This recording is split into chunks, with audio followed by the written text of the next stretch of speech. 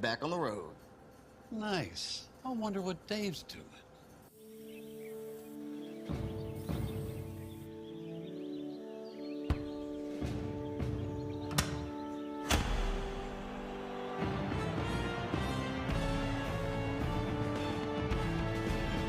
You do your thing.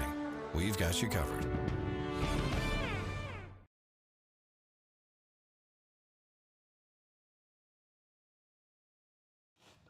Hey, does it matter if this leaks? It don't matter to me, can't see it from my house. Illegal use of hands, improper training. GeorgiaConstructionCareers.com has 14 different highly skilled trades with tuition free training in our certified apprenticeship programs to train you the right way. Find your career at GeorgiaConstructionCareers.com.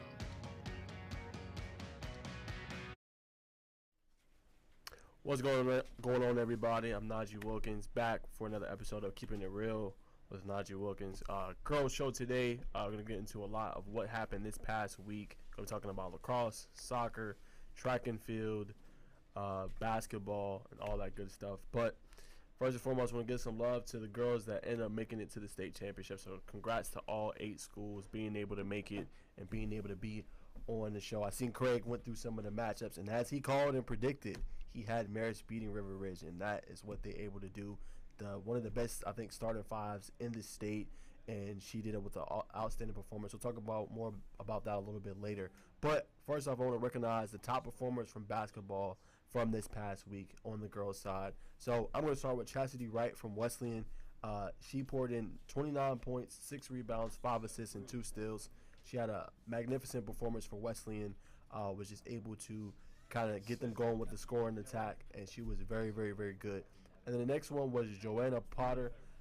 She scored 20 points, had 10 rebounds with a double-double, and also had 3 assists. And what I really enjoyed about her was just her ability to be able to kind of score in the paint, right, with her dominant paint presence, and then also just the rebound. And a lot of times you're seeing late in that game the runs that, their opponent was going up, Carver Columbus was going on in that game, right?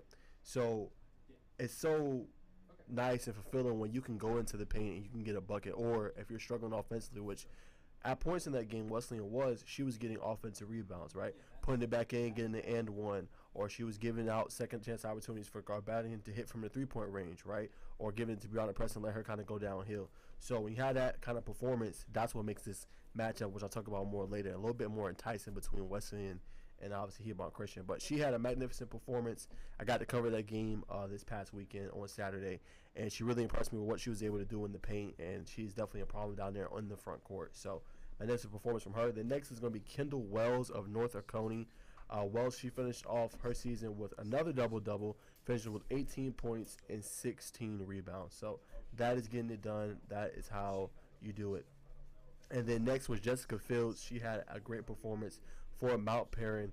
She finished with 22 points, 7 rebounds, and 2 blocks in the Final Four win over Murray County. So she does it yet again. The reason why Mount Perrin has won, I think, 2 of the last 3 seasons, or 3 of the last 4, they've won championships. She's one of the strong reasons why, and they have a great program in what they're doing. Only 3 losses this season. Last year only had 1, so she had another magnificent performance. Then it was Najeh Young of St. Francis. She scored a game-high 20 points, had 3 rebounds, 4 assists, and 3 steals. So getting it done on both ends of the floor for her group in their Final Four win against Athens Christian. A magnificent performance for her. And then who they should be playing in the state championship will be against Galloway. As you know, Galloway has been one of those staples down in that Class A Division I and been performing at a high level. Thompson went off for 28 points, 3 assists, 3 rebounds, and 3 steals in the win against Rabun County. So I think that makes that matchup very, very enticing between those 2 teams. Should be a lot of fun to watch to see who kind of comes out on top. And then next, got to give some love to Lucy Hood of Rabun County. They unfortunately lost, but she did all she could in that game, finishing with a double-double, 22 points, 15 rebounds, 4 assists, and also a steal. So great performance from her. A couple more. Anaya Ferguson of Fayette County. She had a dominant performance, 19 points, 10 rebounds, and 8 blocks. So getting it done on the defensive end, nearly had a triple-double in that matchup, in that game for them. And then London Weaver of North Forsyth, we talked about what she's been able to do. she continues to do it and perform at a high level. So I wanted to give her praise. 30 points to lead her squad to championship as well. And then obviously we talked about Ali Sweet, what she was able to do. 24 points, 11 rebounds, and 5 steals, and 3 blocks, and 3 assists. So that is the top performances from this past week.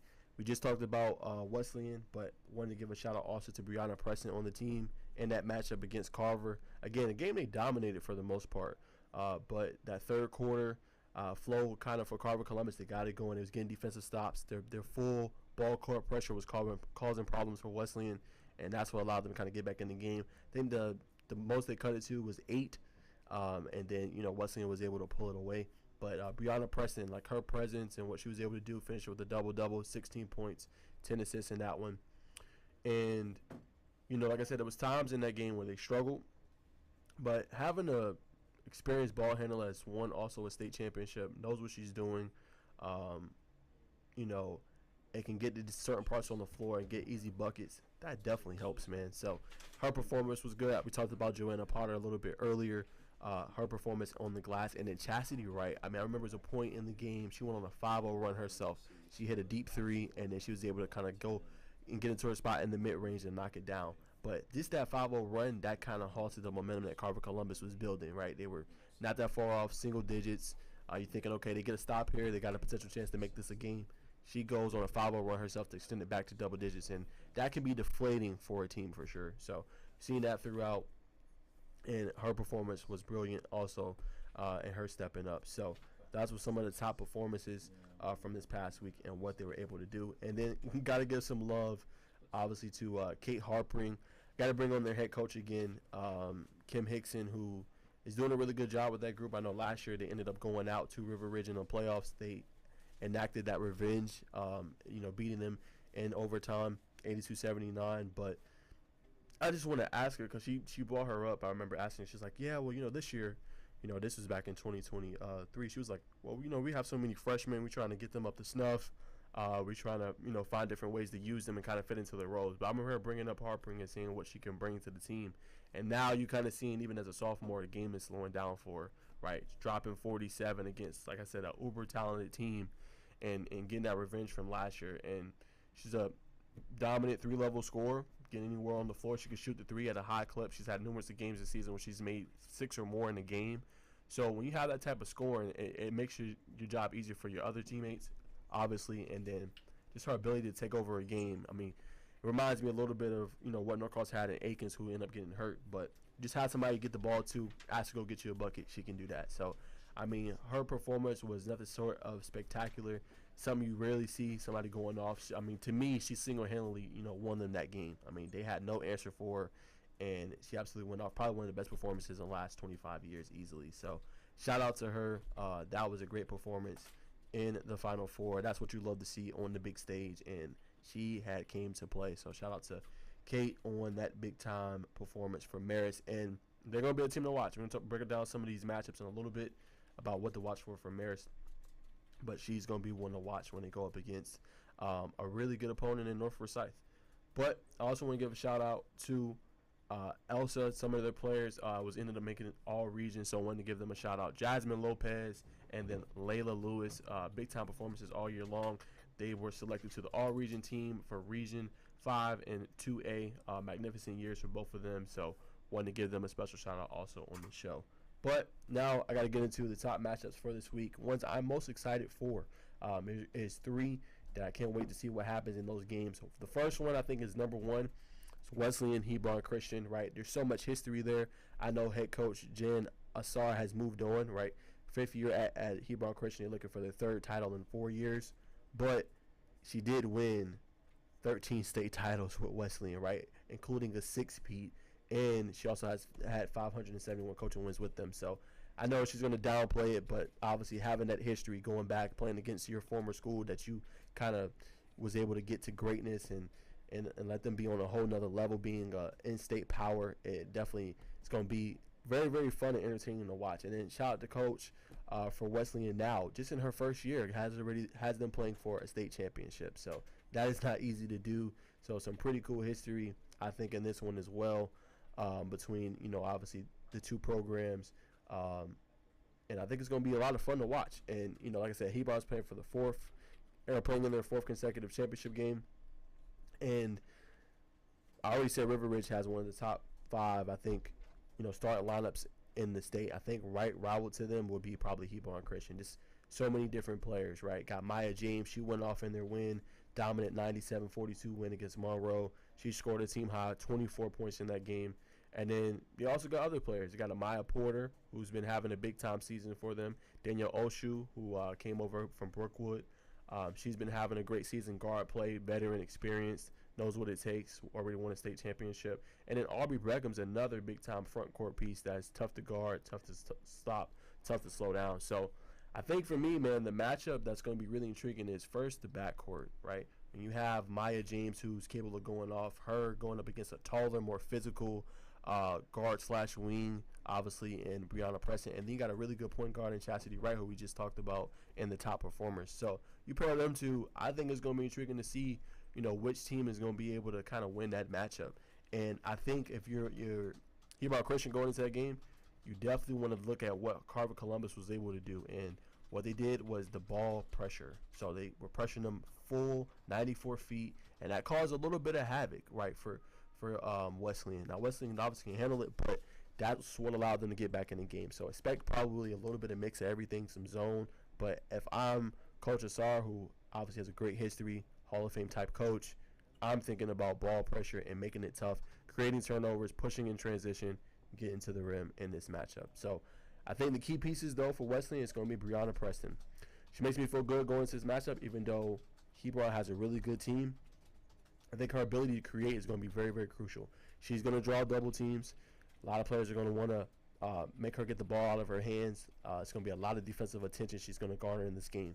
So that's where other players like Ava Garbradian comes in, the sharpshooter that can shoot the ball, the three really well. And then Chastity Wright, right? You know, she's going to be crucial too because she's the orchestrator of the offense. So it's going to be important that she gets them right in the right sets, being able to kind of, you know, get them into easy buckets into that game as well.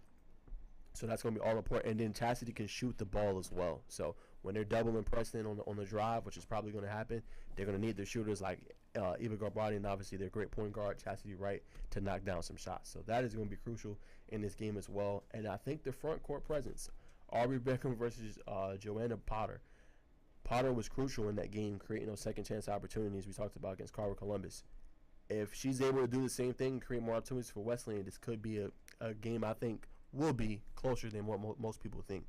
Her presence in the paint, creating the second chances, being able to rebound, being able to defend at a high level, all of that is going to be important if you want to come out here with a victory. So I think those are things to watch for in the game. I think it's going to be an incredible matchup. I think it's going to probably be one of the best girls' finals, I think, through the weekend, in my humble opinion. I just think with the talent that Hebron has, the history between Coach Assar and obviously Wesleyan, Coach Paroli getting into her first, state championship as the head coach in her first season, I think is also another great stat.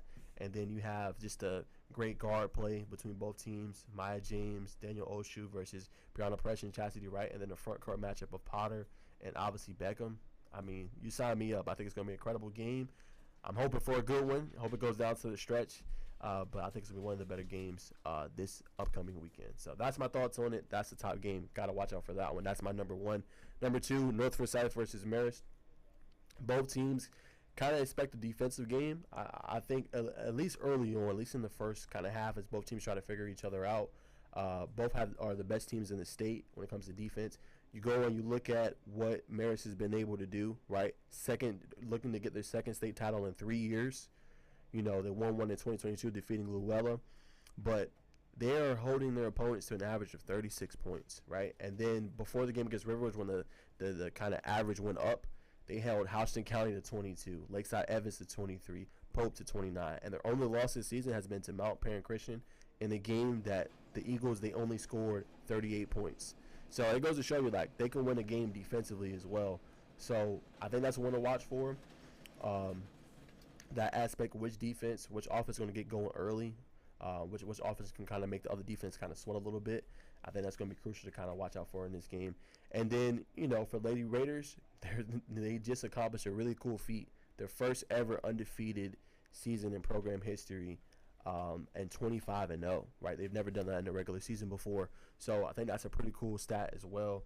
They've been playing at a high level year in, year out, and now they've been to, I believe, 7 consecutive playoffs, and year in, year out, their coach Brad Coolers, who ended up winning Region 8 6A Coach of the Year, they're always a contender, right? So now the question is, can they finish it off, right? Marist is not going to be easy, but they got a couple cool players that you should watch for. London Weaver, she's been consistent all season long. She scored in double figures in every single game this postseason. We talked about her 30-point performance in the Final Four against Woodward Academy. And then she passed 1,000 career points this season against Appalachia. So she's going to be one to watch. Can they slow her down? Big front court presence. Can get her shot off. She's really potent and lethal in the mid-range and in the paint. So she's the one that I'm watching for. They're going to need her to have a big game if Norfolk Southern wants to have a chance. And then defensively, they're also pretty good. And Sophia Parks is going to be one to watch. She won Region 8 6A Defensive Player of the Year. So got multiple girls that can defend at a high level. So does Marist. And I think that's why I said that defensive battle is going to be one to watch. Which offense can get it going kind of early, I think, is going to be the big one there. So can't wait for that one. That one's going to also be another exciting game. And then the next one I got my eyes on, is Josie versus Mount Perrin Christian. So Mount Perrin Christian is back in the state championship. One of the best teams in the state, been high in the polls all year long. They've only suffered one in-state loss this season. That was to Grayson, 55-52 in overtime. The other two were out of state. So that goes to show you, if you can hang nip and tuck like that with Grayson, who's dominated pretty much their competition all season long. I mean, even out of state, top competition all long, and you only lose by 3 in overtime. That shows you the kind of team that you have. So they're led by Jessica Fields. She's back. Again, the outstanding forward, just a mismatch, a problem in the front court, really good at shot denial, and also she's like that point forward, can also get the girls involved as well. She's really good and she operates well in the post. So she's going to be one to watch. And then for Josie, it's a team that really spreads the ball around, right? When you look at them, they have 4 scorers averaging double figures, right? And a lot of their team is young. Like, they got seniors on there. They got 5 or 6 seniors, but their main brunt of their scoring and defending comes from their sophomores and juniors. So this is going to be just great experience for them going against a stellar team in Mount Perrin Christian. But to have all these girls that can score at a high level, don't need a lot of touches, that is very, very profound. You got Shania Sanders. She's averaging 13 points a game. Carrie Fulton, she's averaging 12.8 points per game. Kate Henderson, she's averaging 12 points per game. And then Zamiah Jenkins, she's going to be the key. So I think that front court matchup between Jessica Fields and Zamiah Jenkins is going to be crucial. Zamiah is averaging 11 points a game and 11.6 rebounds, nearly 12. So her against Fields is going to be an intriguing matchup. They both can score at a high clip. They both defend at a high level. And they also keep opportunities available and alive for their team. So I think it's going to be crucial. And I can't wait to see who ends up winning that matchup. So the front court, to me, is going to be one of the best matchups to watch for in this game. So 2 really great teams. Josie is 28-3, just like Mount Perrin is. They've been playing some stellar basketball all season long. So I think that's going to be another intriguing matchup. So those are my top 3. Wesleyan versus Hebron Christian. I think it's going to be a better matchup than most people think. I think it's going to come down to the wire, in my opinion. Norfolk Southern versus Marist. It's going to be another great matchup. Kate Harpring, can she follow up that 47 performance with another 40-point performance? And then Josie versus Mount Perrin Christian. 2 phenomenal teams that have been staples in the playoffs. Mount Perrin Christian, I believe they're going for their 3rd championship in 4 years. I mean, you just talk about tradition of excellence between both programs. It has been pretty top tier for both of them. So those are my matchups. That's what stands out. Those are the top performers. Make sure you go vote. That's all I got for this segment. We're going to conclude. Be back on the other side with the second part of the show. Dang, where you get this car? You need to join the union. The union? Absolutely. You can get 10 of these. Union construction workers earn the highest wages with the best benefits and the most protection in the construction industry. Find your career in construction. Go to GeorgiaConstructionCareers.com and start your future today.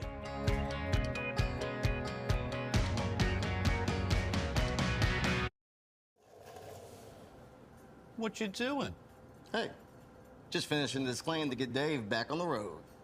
Nice. I wonder what Dave's doing.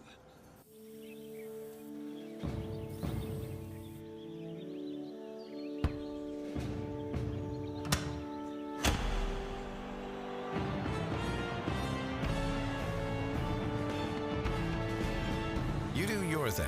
We've got you covered. All right, guys, welcome back. So now we're going to get into a part that we have not talked about a lot this season, but going to try to follow it a little bit more, and that's track and field. As you guys all know, it is spring sports, track and field. You got lacrosse, you got soccer. Those are some of the main girl sports going on right now. So track and field was a big-time meet this past weekend on the Gwinnett side at the Jerry and Arnold Invitational this past week in Gwinnett. Top performers from this meet was Daquila's Dallas Guy. She won the girls 100 hurdles, 14.74 second time. And then just ahead of her was Amarchi Chukwu of Mill Creek, who broke the school record in the 100 hurdles that was set in 2018 by Morgan Iverson. She won the 300 hurdles in a 45.70 time, and Guy was third at 47.83. So special shout out to her. Big time performance. And then in the high jump, Daquila's Danae Nembahard, she won it with a 5 feet 7 inches jump distance. And two local girl relay teams were first. South Gwinnett in the 800 relay at 146.56, and Grayson in the 1600 relay at 406.70. So those are some of the top performers from the Jerry Arnold Invitational this past week in Gwinnett. Now we got another big one as well. This is called, it's like MTFX CCGA Invitational as well this past week. Some top performers were Shiloh and Archer from this past week. Anna Warren, she was a double winner this past weekend. She poured it on late on the women's 1500 meter race with a 4:59.42 time. Currently number 4 in the country at that distance and number 1 in the state of Georgia. So she has a very good time so far. She's been a top performer so far this season. And then Christiane Aikentow gives the 4th victory of the day for Archer. She won the shot put with a mark of 41.4 in the Invitational as well. Excuse me. So I also want to look at the top ranking so far on the girls' side, who's been performing at a great length so far this year. So got to go to the 100 meter, man. So far, best time, Ryan Davis of Hillgrove. She has a time of 11:63.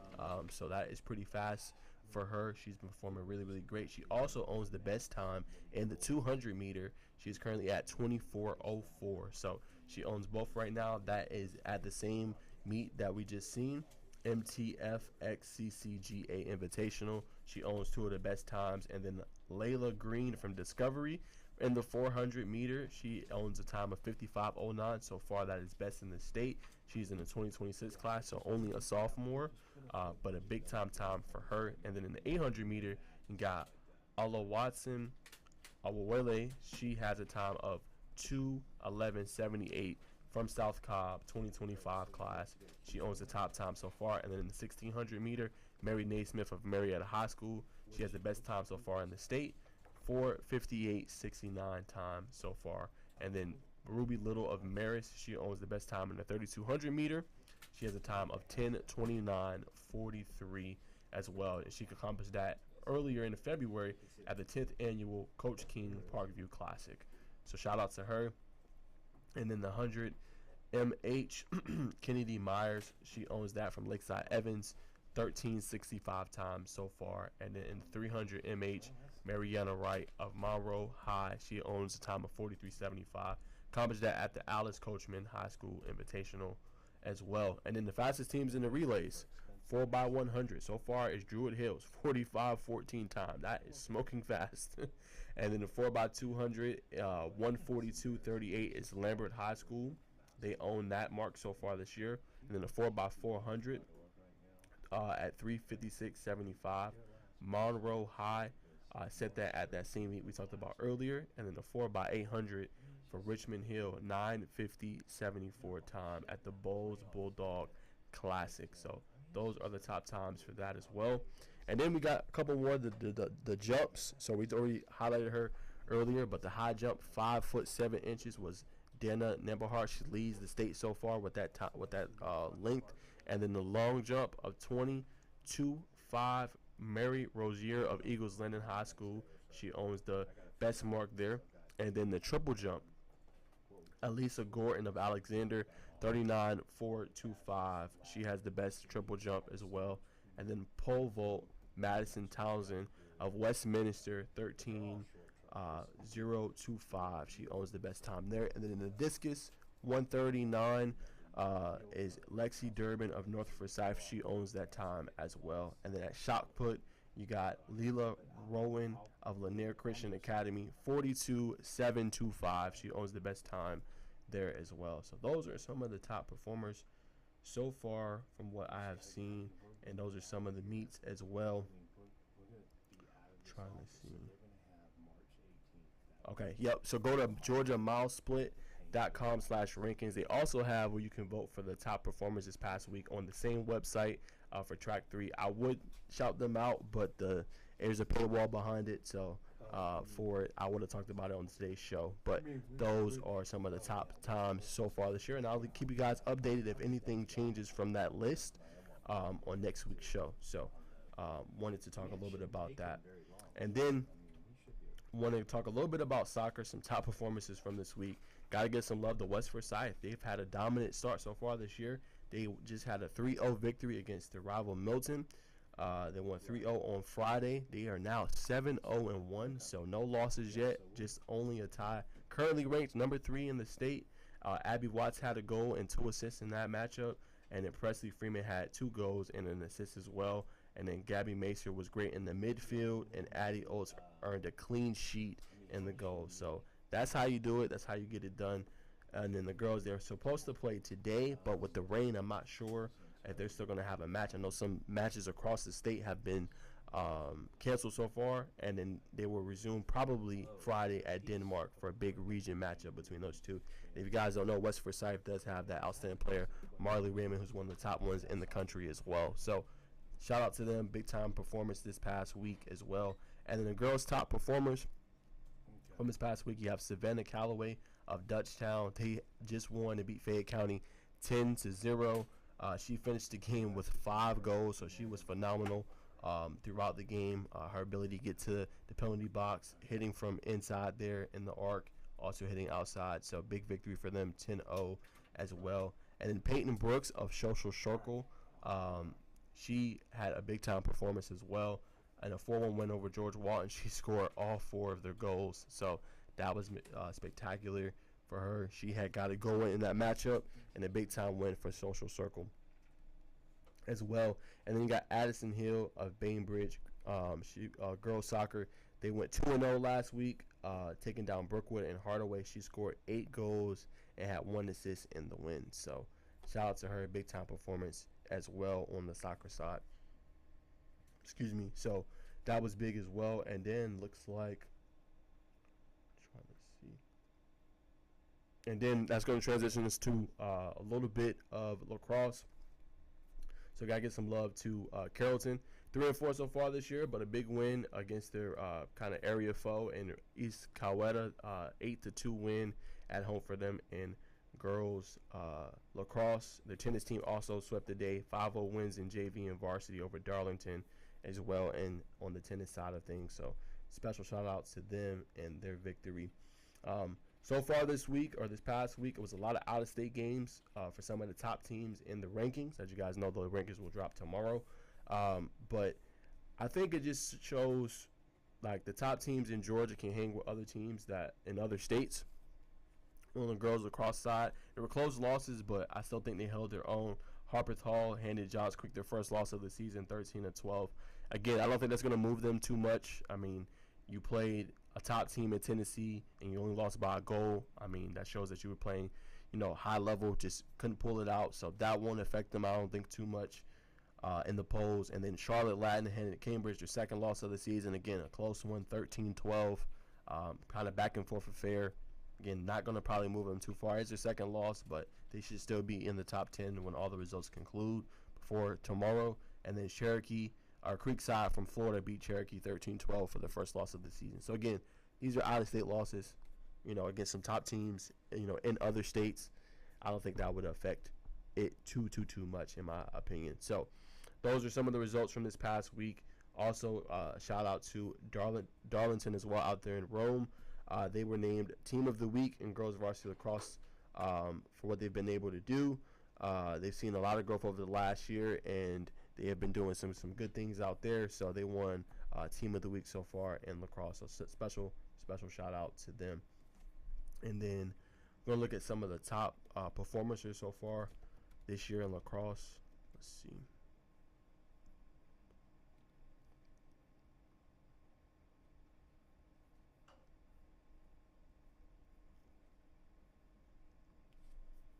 All right, so let's look at it. So some top, and I feel like it's fluctuated a little bit since. So it looks like Finley O'Callaghan, she has surpassed Leela Marble, who was the leader for a while at the #1 slot with most goals in the state. She is at 44 goals, plays for Gainesville. Has been having a great season for the Red Elephants. She's at 44. Follow her is Leela Marble, who has led the way pretty much through 5 weeks up until this week. She has 41 goals so far this year. And then Harper Everett of Gainesville is at 39 goals. So that's another good part for Gainesville. They got 2 of the top 3 scorers in this state with 44 and 39 goals so far this year. And then as far as how it looks for their season, they are 4-5, so a tough stretch. But again, they have not played any region or area games just yet. They've played some tough teams. Played Decula. They've played East Forsyth. They won on a 4-game winning streak after going 0-2, picking up some really good wins, but has since lost 3 consecutive games. King Ridge Christian, a close loss. North Forsyth, and then Chamblee. They will be back in action. Should be today, but again, with the weather, we'll see if they play. But they play Pinecrest Academy and then Union Grove next week. But again, offense has been pretty good so far this year for them. Just defensively, they've been struggling a little bit, but those are some of their top goal scorers. And then number 4 is Marist Davis of Cherokee, 33 goals. Again, that's why they've been so good this year. Cherokee has only 1 loss all year. She leads it. Then North Cobb Christian, Sophie Peterson Brown. She has 32 goals so far this year. And then another cool stat is the assist. Love this as well. Riley Lemisher of McIntosh. She has 21 assists so far this year. So great playmaking, setting up her teammates for easy chances. She has been excellent in that. And then you don't always see the top goal scorer, top in assists, but Finley O'Callaghan, she has been that so far this year for Gainesville. She has 14 assists, which is second in the state so far. And then at third is at Sequoia is Madison Stevens. She has 13 assists. And at number 4, Carly Plateko has 11 assists so far this year. And Alexandria Stark from West Forsyth has 10 so far this year. And then, let's see. And then ground balls, who's been leading that category so far this year. Got to go with Demi Oliveria of Collins Hill. She has 34 ground balls so far this year. She is tied with Harper Everett of Gainesville. She has 34 as well. Finley O'Callaghan is in another big-time list of ground balls. She has 28 so far this year. And then Georgia Myers from, looks like, Mountain View High School. She has 25. And then Carly Plateko of Cherokee has 23 ground balls so far this year. And then some of the top goalies with save percentage is going to be Alice Pelton of Sequoia, 0.731 percentage. Ansley Cannon of Ola, she has 0.724. Kate Weeks of Marietta, 0.676. And then Alice Pelton of Sequoia, 0.066. And then Tessa Brock of Dalton, 0.61. So I think what stands out from this list is Finley O'Callaghan. She's been doing a whole bunch for her team, trying to get them, in the right direction again. So far, like I said, 4-5, but have not played any area games so far. So they are in, a good spot in 5A, 6A. I'm sure she will continue to play great again. Top in goals, top in assists, and top in ground balls. So that's getting it done. She's been having a magnificent performance so far this year for the Red Elephant. So those are the top scores. Now we get to talk about the top matchups for this week in lacrosse. So I think for me, I got to go Marietta versus River Ridge. River Ridge so far 6-0. Marietta is 4-1. River Ridge has 2 players headed to Coker University in Bella McKinney and Caitlin Mulligan. Mulligan, she's averaging 2 goals a game. Continues to kind of, be that relied on score, next to Mandarano. Somebody that can kind of put a little bit of pressure on defense. She's been good in the fast break, the 4-on-3s, 3-on-2s so far this year, and been performing at a high level. And then Kayla Amanda-Reynolds, we just talked about, she has 6 goals a game so far this year. So she's been playing awesome so far for River Ridge, and the reason why they're at the top so far. Notable wins against Kennesaw Mountain, who's 4-2, and then Richmond Hill so far this year. So can't wait to see them. River Ridge has surprised a lot of folks. It's the reason why they went into my poll this week, and they will be playing Marietta. So that's going to have another, big time impact on the polls as well.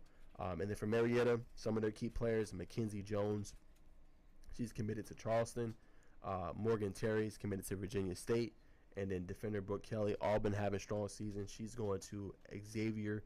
So like what they've been able to do defensively so far this year for Marietta, and the reason why some of their key players has been playing, very, very well. So big time matchup, I think, for both different, classifications, 7A, 5A, 6A. So they won't play each other a lot, non-region, non-area type matchup. But two really good teams that have been playing really, really well so far to start the season. So I think it's going to be an intriguing matchup. Then the next one, probably not going to get talked about a lot, but Kell versus McIntosh, I think another big time matchup. Kell handed Marietta his first loss, so we just talked about, of the season, in a 10-goal performance. So offensively have been performing really well. Watch out for Lindsey King. She's a really good midfielder for the Longhorns. Currently committed to go play at South Florida. So she's been having another big time year for the Longhorns. And then they also have Alice Keels, who's another great midfielder. She is committed to Cincinnati. So the midfield matchup is kind of one to watch for in this one. And as you know, the midfield do a little bit of both. They're that good middle area, right? They are able to, create the offense, right? When you get a break, you get a turnover. Midfield usually pushes it to the attackers and able to kind of create chances and opportunities, in that box. Also defensively, they're that middle kind of line of defense. When the other team gets into that area, can they slow them down enough before it gets to the defenders? And they're kind of like the last hope. So they got 2 top midfielders in the state, and as I mentioned, Alice Keels, and as well as in Lindsey King. So that also bodes well for them. Reason why they've been so good this year at Kell. And then key players for McIntosh includes Jayla Jackson. She's averaging 3.3 goals per game. Then you got Lauren Lawson. She's averaging about 2.8 goals per game. And then Riley less mature. She's averaging 2.4 goals per game. So they've both been great all year long. The reason why they've been pretty top heavy so far this year. And then McIntosh has 3 games. Again, the offense has been fantastic. They have 3 games with 20 or more goals this season. And in 2 of the last 3 games, they've hit that 20-point mark. So this is an offense that can score at a high level. And I think it's going to be interesting to see what that midfield and defensive of Kell can kind of do against them, because as we've seen, they can score a lot of goals. They can score pretty quickly.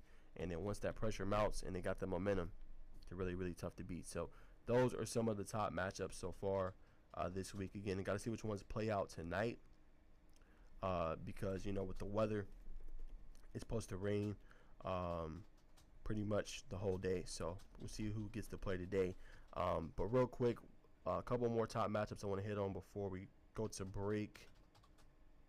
Let's see.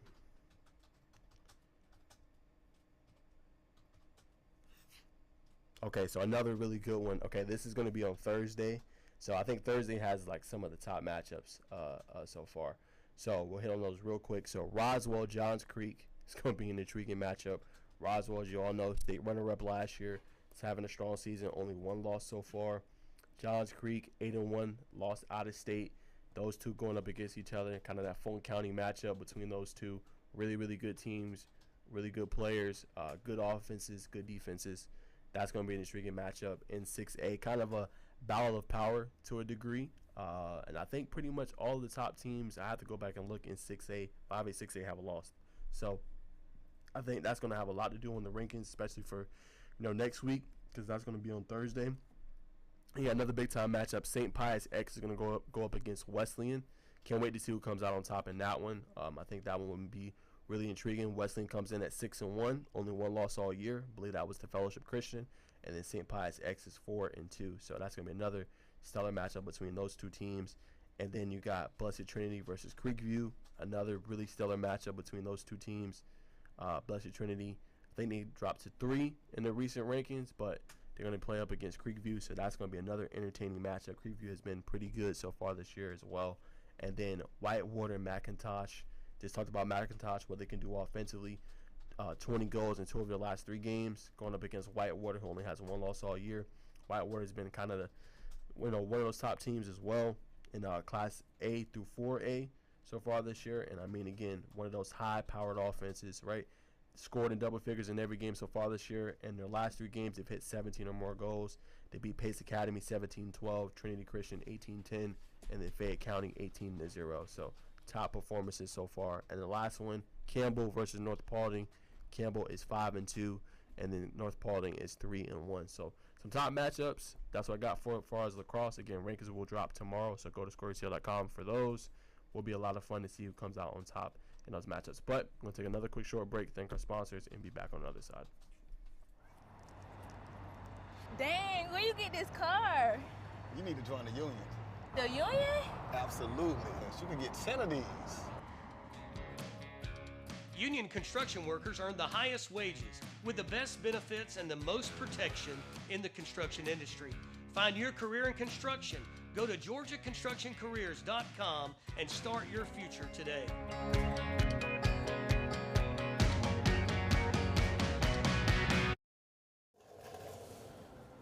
What you doing? Hey, just finishing this claim to get Dave back on the road. Nice. I wonder what Dave's doing.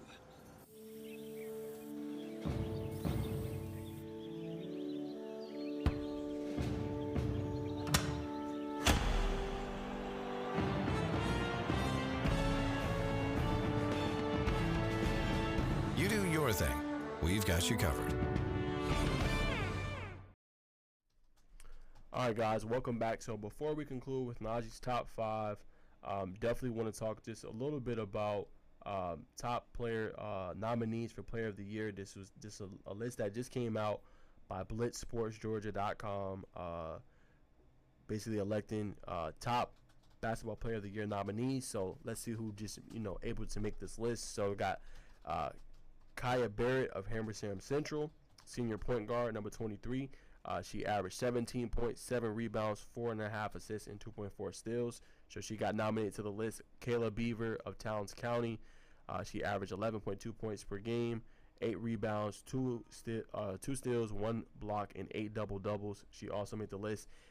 Ava Bishop of Dawson County, 10.4 points, 8.3 rebounds at a really efficient clip from the field, 53.4% from the field. She also made the list. Caitlin Brown of Union County, junior forward, 6 points per game, 9 rebounds, 2 assists, 2 steals, 1 block. Made all-region team this past year. Addison Horde of Banks County, senior point guard, number 5, 10 points, 3 rebounds, 7 assists, 4 steals, 1,000 career points, and the Region 8-2A Player of the Year. So special shout out to her as well. Millie Holcomb of Tallulah Falls.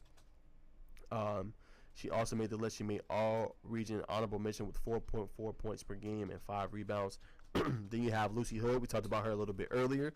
The senior point guard. She averaged 20 points, 20.5 points per game, 6.1 assists, 4.8 rebounds, 2.6 steals, added an efficient clip from 3, 41% from 3-point range, 102 3-pointers, over 1,000 career points, Region 8 Division I Player of the Year, and she was a McDonald's All-American nominee. So she is a phenomenal talent. She also made the list.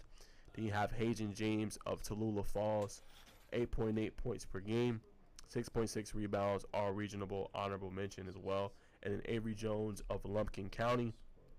She averaged 17.5 points per game, 4.8 rebounds, 3.1 steals, 3.8 assists, 48% from the field, 43.4 from 3.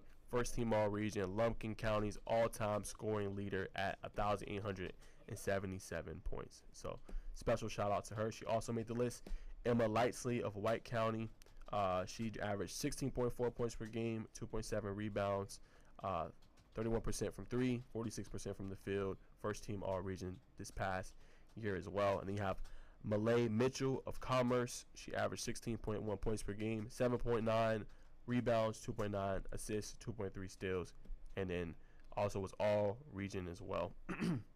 You have Reese Murphy, Banks County junior, 12 points per game, 6 rebounds, 2 assists, 2 steals, 1 block, all region this past year as well. And then looks like her sister, Riley Murphy, also made the same list. 12 points per game, 2 rebounds, 2 assists, 2 steals, all region as well. Then you have Jayla Palumbo of Commerce, junior point guard, 8.7 points per game, 6 rebounds, 3.3 assists, 3.2 steals, all regional.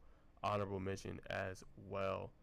Looks like we got Michelle Robbins of Jefferson. She's a freshman, had a really strong season, 15.2 points per game, 7.5 rebounds, 4 steals. Looks like 4.8 steals, so about 5 steals a game and 3.5 assists. So she had a strong year as a freshman. That's how you do it. Then Paula Robertson of Union County, 10 points per game, 4 rebounds, 2 assists, 2 steals. Big time performance for her as well. All right, we'll do a couple more. Again, this is not the full list. I'm just highlighting some of the big ones, players that I've seen play before. All right, Ellie Southers of Rabun County, 15.4 points per game, 6 rebounds, 2 steals, 1.8 assists, 43% from 3, very efficient, and she was all region as well. And then you have Kylie Watkins of White County, 13.7 points per game, 7.2 rebounds, 2.7 assists, first team all region as well. And the last one we'll highlight, Breland Wood of Tallulah Falls, 13.9 points per game, 7.5 rebounds, 17 total blocks in all region. So go look on that. Those are some of the top performers this past season. The full list is on blitzsportsgeorgia.com, but I seen that just waiting in the break. Wanted to kind of bring that up. I think that was pretty awesome as well to kind of see those top players be able to do that. All right, now we go to Najeh's top 5 to conclude the show. At number 1, again, as you know, my top 5 is about all the good in women's or girls sports, whichever one you want to use, not just in Georgia, but just around different sports, just doing big things. We talked about the 13-year-old phenom who signed an NIL deal with Nike and soccer. And this one at number 1 is going to be Caitlin Clark, what she's been able to do, a pioneer in the sport, how many people she's been able to kind of just motivate and inspire. I think is nothing short of spectacular. She officially has the all-time scoring record. Yes, not just the scoring record in women's college basketball, but all-time. Beating Pete Maravich, that is who she passed. They call her Ponytail Pete, but I thought that was pretty cool. They had a big-time victory against Ohio State, who looks like it's probably going to get a 1 seed, but with that victory Iowa had, maybe they bump them. But it ended a 15-game winning streak for the Buckeyes. They avenged Iowa's overtime loss earlier this past year. But that puts her at 3,685 career points with the playoffs as well, with the region tournaments, I'm sure. But yeah, they're 26-4, and she had a magnificent performance in surpassing him. Unfortunately, I know she probably wanted the 3-point shot. She ended up getting it over free throws, but still, being able to break that record is so cool. She finished the game with 35 points, 9 assists, and 6 rebounds in the victory. So special shout out to her, man. I mean, what she's able to do, curling off the screens, shooting a long ball, shooting him from pretty much anywhere on the floor. I mean, to me, I know obviously they say Sabrina Ionescu is like a girl version of Steph Curry. I really feel like Caitlin Clark is, just with her range, where she can pull up from the parking lot all over the floor. Doesn't need a lot of space, doesn't need a lot of dribbles. I think she's spectacular in what she's able to do. So wanted to give her a shout out at number 1. She makes my top 5, being in that record. Phenomenal player all throughout her career, and this will be her final season for the Iowa Hawkeyes. She played her senior night against the Ohio State Buckeyes. So special shout out to her. And then number 2, shout out to Kell Great and icon Crystal Henderson. Me and Craig have talked about her numerous times. Last year, delivering Kell their first ever state championship in school history, and now she's doing big things on the next level, right? She was named today Sun Belt Freshman of the Year, led all Sun Belt freshmen in scoring, steals, and assists. She ranks 5th among all freshmen in the NCAA. So special shout out to her. Sometimes you'll see some players struggle with the transition from their first or from high school to college. She has not struggled at all. And I think it'd be great. Hopefully Georgia State is able to keep her because she's a phenomenal talent. But just being able to do that in your freshman year, playing basketball, nothing short of spectacular. Got to give her a special shout out as well, what she's doing on the next level. And like I said, she's accomplishing big things and doing big things. So special shout out to her. That's number 2. All right, at number 3, got to go with Brookwood. Katie Fallon, she was nominated and selected to represent Brookwood at the GCPS Gwinnett County Public Schools Outstanding Senior Athlete Banquet on April 15th. Such a great honor for her. She plays 3 sports: volleyball, basketball, and also tennis as well. So she was nominated for that. Only a select few are, kind of selected for that kind of, honor. And she was able to get nominated for that. So I had to give her a special shout out on the show of what she was able to do. And then this past season in volleyball, Craig covered it really well. They had a pretty good season for Brookwood, 39-7, 5-1 in their area. And she was a strong reason why. She had a bunch of kills this year. She averaged about 2.8 kills basically per game. And she was top on the team in hit percentage at 0.208. So a top performer all year. She had over 104 serving aces this year, 0.9 aces per set.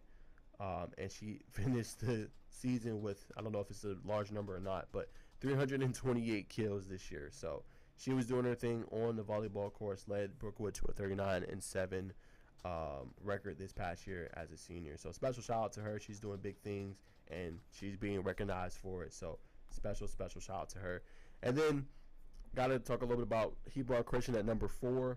Congratulations to 6th grader Caitlin Wiley. She was chosen as the 2023-2024 Youth Heart Ambassador in Northeast Georgia by the American Heart Association. She's recognized at the state capitol a few weeks ago as a heart survivor due to her congenital heart defect, and spent the day lobbying for more support. So special shout out to her for what she's been able to do. She's been a great role model in her community, and she was recognized just the other week for what she was able to do as well. So special shout out to her. And then number 5 to wrap us up for today, Georgia's 5th-year senior Javin Nicholson. She ranked 3rd in the Southeastern Conference with 15 double-doubles this past season. She was named to an all-SEC second team. If you guys don't know, Javin, she played her high school ball here at Collins Hill in Georgia in Gwinnett. She just made all-SEC team this past year. 15 double-doubles this season. This was announced on Tuesday. The Collins Hill grad has turned one of the best seasons as an individual player in their school history as well for the Bulldogs. She's the first Bulldog since Janet Harris in 1983 to record 8 straight double-doubles, and is one of just 4 conference players this year to rank in the top 10 in the league in both scoring and rebounding. So special shout out to her. And what's so cool is what she's been able to accomplish. She started off as kind of as a reserve player, didn't get a lot of playing time, low averages, but really tripled up her average this year. She's averaging 16.6 points per game, 9 rebounds per contest, and scoring double figures in 28 of the 29 games she's played this season. So shout out to her, having a strong season, staying with it, even when she, went in and, probably wasn't getting what she expected, probably wasn't scoring the basketball the way she wanted to, but that's just the power of sticking with something and staying by it. You get these kind of results, 16.6 points per game, nearly 9 rebounds, and scoring in double figures in pretty much every game except one. That is special. That is pretty cool to see as well from a Collins Hill grad. Great to see. So that's what I got for the show today. Hope you guys enjoyed it. Craig will be back with Northgate's new coach. Say the name again. Kevin Whitley tomorrow for his program. He's coming over from Georgia Southern, so Craig will have the exclusive with him tomorrow. Tune in for Drive for the GSSA state title at noon tomorrow. We'll be also streaming on YouTube as well, so check that out. That will be a lot of fun to see that be played. That's all I got. Any people that want to be guests, it has been a little tougher to kind of book guests on the show. I guess maybe with the start time. A lot of teams play at 5:45, 6, but I'm going to try to get a guest on hopefully next week. Hope you guys enjoy it. Shout out to all the players, the girls that are nominated for Player of the Year awards, nominated for top player performances as well. And shout out to all the teams that will be competing and contending for championships this weekend. That's all I got. I will see you guys back at 2 o'clock on Thursday for Keeping It Real with Najeh Wilkins on the boys' side. Talk about all the recruiting, latest in hoops, and all that good stuff. That's all I got. Hope you guys have a great rest of your day. Peace.